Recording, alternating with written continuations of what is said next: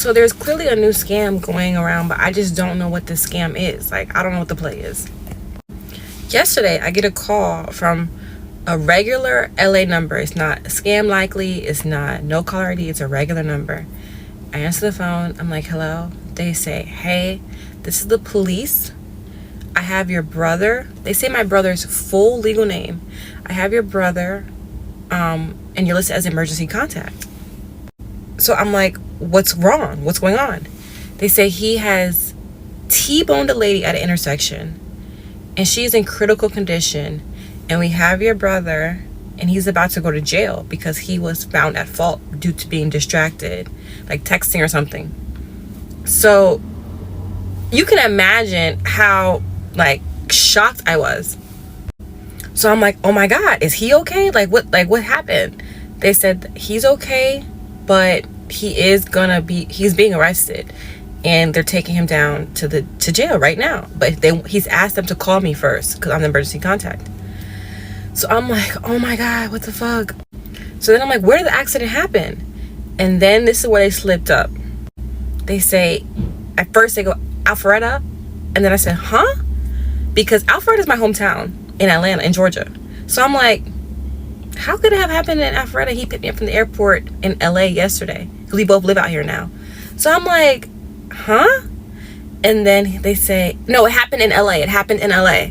So I quickly texted my brother and I'm like, yo, where are you at? He's like, I'm in East LA. What's good? I was like, oh my God, it's a scam. But now I want to figure out like what the scam is, like what they're going to get out of this. So I asked them, okay, so what do you need from me? They're like, you need to come bail him out of jail. I'm like, okay, where's the jail? They gave me the address, 100 West 1st Street. And I looked it up. That's the address to the LA County courthouse. So I'm like, what was going to be the play? Like, do I get there? Like, I honestly don't know what their goal was. So a lot of times, a lot of scams, the whole point of a scam is for you to trust the person trying to scam you. So I started seeing this new thing a couple of years ago where they actually will give you, like this lady said, they'll give you the police station address because they expect you to Google it, right? So you Google it and you're like, okay, it must be legit. Like, why would they give me the real address if it's not legit? Two things will happen. One, when you're on your way to the police station, they're going to change the address midway. Because now it's like you trust them because you started going there, and they can be like, yo, actually, just meet us around the corner. There's a parking lot. They're going to do something like that. Or when they see you, they're going to jump you outside somewhere. That's how these scams work. They just want you to like trust them enough to get going. Once you get going, then they can do something to you. I mean, it's insane. And you think that these scammers are like, you know, a 16-year-old kid sitting in an apartment. These are like criminal gangs. Sometimes they're like affiliated with cartels. Like, it is no joke, these scams. Like, they don't play around. And a lot of people fall for it because if someone calls you as your brother's in jail, you're going to get so scared, so much adrenaline running through your body that you're not going to think straight. So that's really what they're banking on. Most scammers don't actually make any money at all, but the ones that do make money, I'm going to tell you how they do it. Let's just get this out of the way. Course scammers are poor. Most people who actually make crazy money with a course usually have a good course. Like, you just can't scam your way to the top with courses because your face is attached to it. It'll get shut down quick.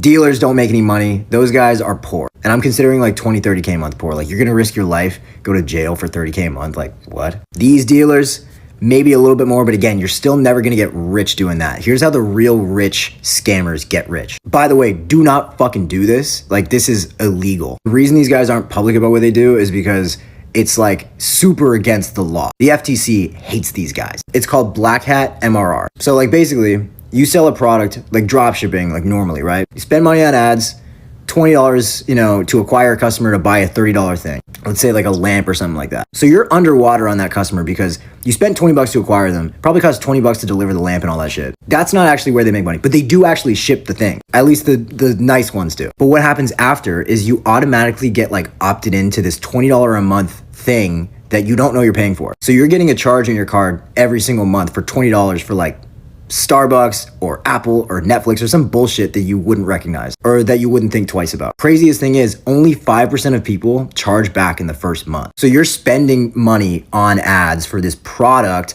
unprofitably or at break even, but you're running up thousands per month of these people just paying you $20 a month. And so the guys that are actually doing crazy numbers with dropshipping or e-commerce Obviously, some of them are good. Some of them know what they're doing. Like Rob's good.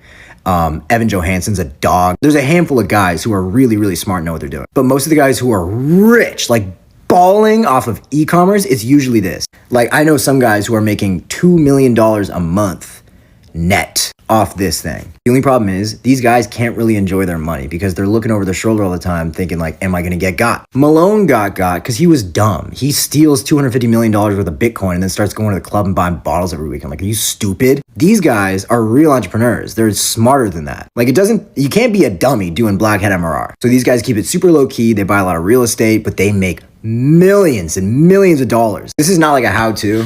I just thought it was kind of interesting. I thought you guys might want to know like how these scammers actually get rich or how rich scammers actually get rich. I'm going to stick to doing what I do. I make plenty of money doing copywriting. It feels illegal. So if you want to learn more about that, just follow me and watch some of my videos. But if you're about it and you want to, do something illegal, just do black hat MRR.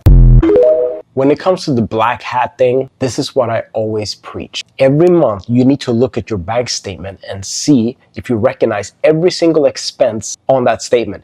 And whatever that you don't recognize, you file a dispute. Not a fraud dispute, but you file something called a receipt request. I've made a million videos on this. Call your bank or credit card company and says, I would like a receipt request. Your credit card company is going to say, is this fraudulent? You're going to say, no, I just don't remember what I bought. I just want to know what it is. So how this black hat MRR works is that you will buy a lamp and then they will automatically sign you up for like a subscription thing. And the line will say like Starbucks. So you're going to automatically assume, oh, I must have purchased something at Starbucks. That's why it's important to question these things. How do people not remember spending $20 a month on Starbucks? Like, why would you just assume that that's what you do? You need to always ask questions. That's what a lot of people don't do. That's why a lot of people are broke. They don't ask questions. They just assume like, oh, it must be right because you're lazy. You need to ask questions. Every single line item on your credit card statement needs to be accounted for. It's called accounting.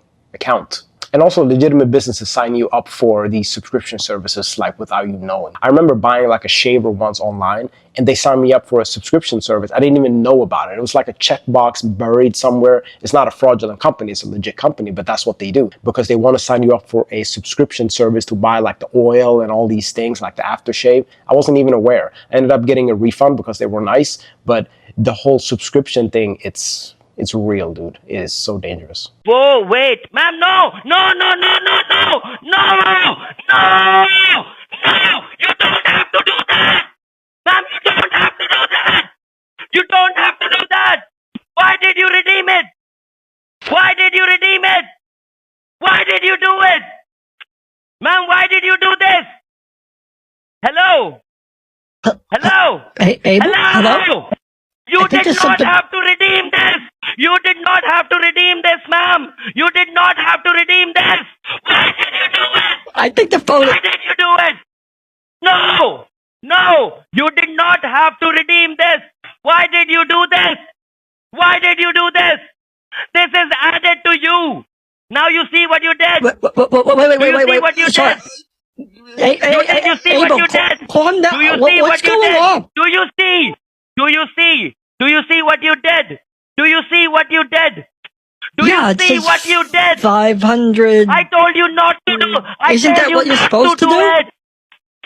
No, you had to read it to me. You had to read it to me. Steve? Me. If you use Venmo, you need to watch this video because I believe there is a new Venmo scam going on and I don't want y'all to get got. I see people on here all the time crying about getting scammed, getting their bank accounts wiped clear, and I don't know for sure if this is a scam, but as somebody who works in the fraud department of a bank, this sounds like a scam. So basically, I have not used Venmo since 2023. That was the last time I received a payment on Venmo. Recently, in the past week, I've been getting a bunch of emails saying that, somebody's trying to log into my account from different, places in the United States, password resets and all of that. And of course, I've been, ignoring them because I don't use it. There's no bank account attached to it. So as long as, they ain't getting all the way in, I'm okay, right? Well, today while I'm at work, I get a phone call. It's not a 1-800 number. It's not an 855 number. I don't answer numbers that I don't know. If it's really important, you will leave a voicemail. So I declined it. Immediately after I declined, it calls back. Okay, I'm like, okay, that's weird. Decline it again. Immediately after I decline it, they call back again. Now, mind you, it's a South Carolina number, and I do have family in South Carolina, so I'm like, maybe somebody's trying to get in contact with my mom, and she's not answering, so they're calling me. So I was like, if they call again, I will answer. Sure enough, they called for a fourth time.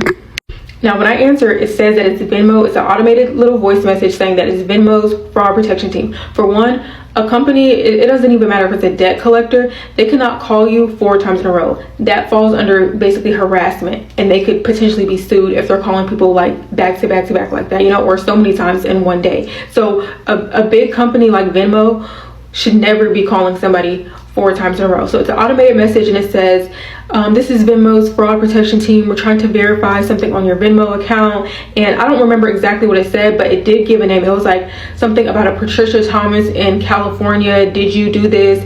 If not, please click the number 1. So because they're not asking for any personal information, I click number 1, like, no, I did not do this. Once I click number 1, then the message now says, like, in order to cancel this, you know, transaction, we're going to send a code to your phone, and you need to enter that code into the phone. Please be serious. If I enter that code, they probably were going to be logging into my Venmo account. That probably was a code that was popping up to verify my identity to log into a new device or something like that. I never put in a code that you did not request. If you did not call Venmo, if you did not log into Venmo and, you know, request a code to get logged in, never put in a code. They were going to be in my Venmo account. They wasn't going to get anything. But I know there's some people that actually use Venmo, and I believe that the reason why they were sending all these, or the reason why they kept logging into my account the past week, is so that when I got that call, I wouldn't be suspicious that Venmo fraud protection was calling me, because I've been getting all these emails about people trying to log into my account. So just be careful, guys. I don't know 100% if this is a scam, but it sounds like a scam to me. So be careful, y'all. One thing that irks me is people who fall for this. And I'm not saying everybody does, but some people do. Why would the IRS call you and say, we overpaid you, pay us back in gift cards? Like, can we use this for 1 second? Gift cards? Really? Like, if that's not the biggest red flag, let me tell you what scammers do. They'll send you an email and they'll have a bunch of misspelled words.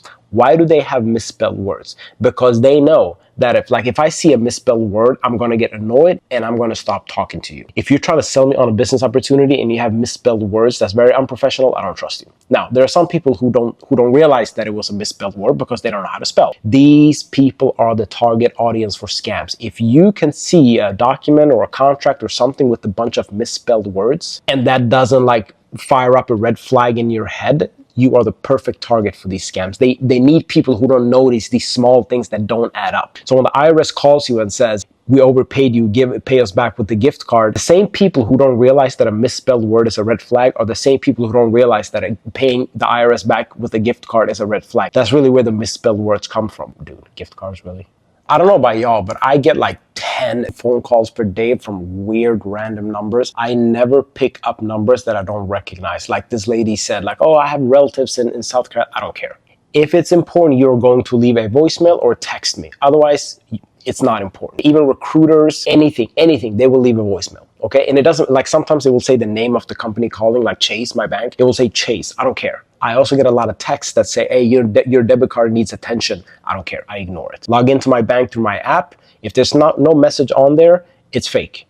So we need to start ignoring everything we see. You can't just get a phone call and someone says, oh, this happened, you automatically believe them. First of all, you need to come to terms with the fact that banks, credit card companies, Venmo, they don't care about you. You think they care that someone defrauded your account? They're not going to call you. They'll send a letter, they'll send an email. They're not going to call you. Trust me, they will never call you. Here's another Venmo scam for you. So when you pay someone on Venmo, let's say you pay me $20. So let's say you have $0 in your Venmo account. They have to take money from your bank account, but they don't have a direct link to your bank account. So what Venmo will do is you pay me 20, Venmo will send me 20 from Venmo's own money. And then they will take the money from your bank account after like 2 business days, but it takes time to verify that. So what a lot of fraudsters will do, they will send you money by mistake, like $1,000. And they will say, hey, it looks like I sent you $1,000 by mistake. Can you send it back? And you're like, yeah, sure. You send money back to them. And then after 3 days, Venmo will say, hey, we sent you $1,000 from this person's bank account, but he had 0 in his bank account. So we're going to take back the $1,000 we sent you. So now you just paid a fraudster $1,000 because your bank account is legit. That's how they get you. So when someone says, hey, I sent you money by mistake, can you send it back? Wait 3 business days. Make sure that the money is legit. I don't care if you send it to by mistake. I don't care if you got to pay for freaking rent. You're an idiot. Stop making mistakes. I'm going to protect myself, and I'm going to wait 3 business days before I send you the money back. Bro, you sure it's not fake? Buddy. Yeah. Why are you holding it down so hard? Look. It's literally a scanner. We could call the police right now. Look, this is the real one. Like, I have it all on bro. Like, Don't use your cards in places like this. They're trying to steal your information. Yeah, just be careful. Why are you acting confused? You knew that was there. Like, come on, bro. Look, get his name and everything, because he's saying that you checked it and you confirmed it. My name is... The guys like come over here, give me cigarette, they put. Yeah, but I thought you checked it. You said that it was real. So you checked, but obviously not, bro. We put Look, this is the real tapper. What is this? We put tape here. Now this one new. So how come it says right here tap to pay? If tap's up here, why does it say right here tap to pay? I also need this. I want to click. No, we can call the police. Yeah. This is I evidence. need to click this for show my boss. No, it's fine, bro. We'll show him the video and So credit cards have like a stripe thing on the back of it. Those stripe things contain all the information, the card number, etc. So when you swipe in a machine, it's really easy to input like a scanner or something that will steal the information from you. So in I think it was 2015 or 2016, they created the chip on the credit card. Now it reads the chip, which is encrypted. It's much harder to steal the information from that chip. So that's why I never trust these machines, like these really old stores. They're like, oh, you gotta swipe. It's like, no, I'm not gonna swipe. Either I pay with cash or I'm putting the chip in.